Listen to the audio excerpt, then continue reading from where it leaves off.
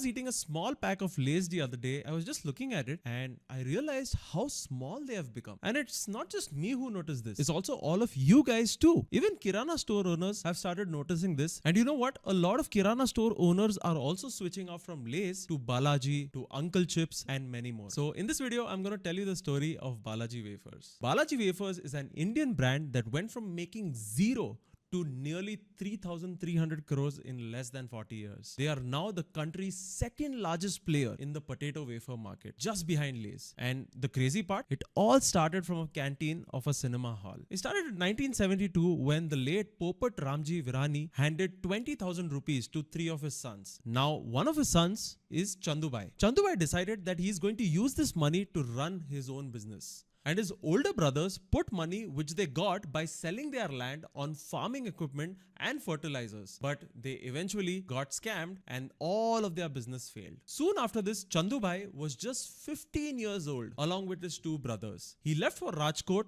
to work at a theatre called Astron Cinema. While his main job was to serve the canteen, he also did odd jobs like sticking film posters, doorkeeping, ushering, all for a monthly salary of just 90 rupees. The entire family relocated to Rajkot in 1982. During this time, the family made masala sandwiches for the cafeteria of this theatre. While these sandwiches were popular, they were also very perishable, as you probably know. Look, a sandwich doesn't last too long. The bread will catch fungus very quickly. And this is when Chandubai had an idea of switching to wafers over sandwiches. But Chandubai faced a problem. The issue was the supplier who supplied them wafers would always come late or always come with damaged wafers. So Chandubai finally got fed up and decided to do it all by himself. So after canteen work, Chandubai started his venture with only 10,000 rupees.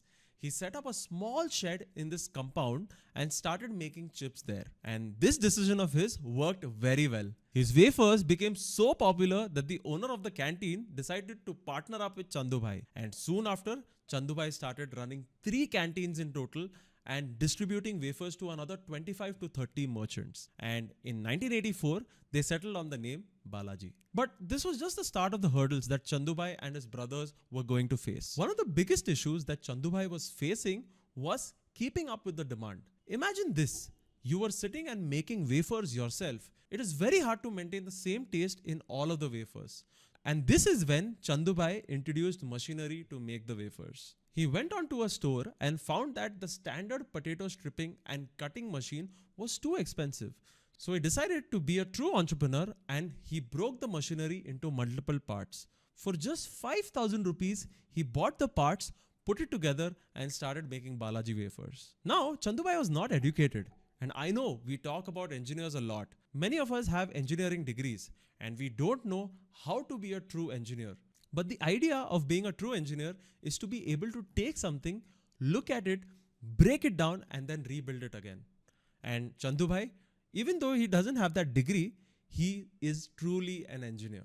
So in 1989, he expanded in Rajkot and went to Gujarat's largest potato wafer facility with modest revenues. And then took a bank loan of roughly 50 lakh rupees. This was actually dangerous. Look, this was the time when venture capitalists and investors wouldn't put money in you. You had to go to the bank, ask for a loan, and if you owed money, you had to go pay for it yourself. Balaji Wafers Private Limited was founded in 1992 by these 3 brothers. Look, they competed against big names like Uncle Chips, Simba, Bingo, and their focus was simple. Let's give out quality products, quality delivery, quality pricing, and service. Many of their competitors were still hand-making chips, but Balaji was already using technology. So today, Balaji is the largest regional potato wafers and snacks brand of the western states in India like Maharashtra, Rajasthan, Madhya Pradesh and Goa, where they hold about 71% of the market share. In Gujarat, they hold about 90% of the market share and are even bigger than Lay's. Balaji's success is in ability to cater variations within that small market. You see, the problem and the opportunity in India is that everyone has different tastes. Look, I have a very different taste because I'm from Mumbai. My flatmates are from South India. They have a very different taste. So our cook often gets very confused as to what to make for us.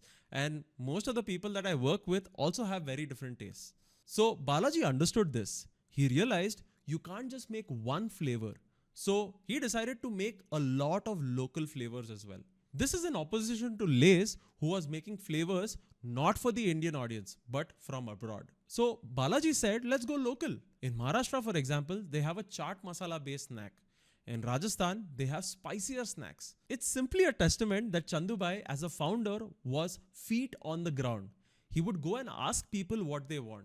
He had a keen understanding of human behavior, human needs, and he understood that people are different. But one thing is there. No growth comes without setbacks. Look, one major setback that Balaji experienced was when PepsiCo, who owns Lay's, sued Balaji because, according to them, Balaji copied Lay's design. Even though Chandubai stood against this argument and said that the only reason Lay's is suing us is because we are growing at a tremendous rate. The High Court still declared the case in favor of Lay's, resulting in Balaji not being able to sell their chips with their particular design. Although it stung, they changed the design, took the loss on their chin, and in 2008, they revamped their entire packaging. Many suggested that because they would change their design, people would forget the Balaji brand.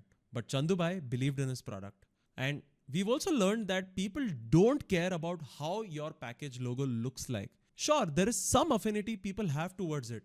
But the name? Human beings are built for names.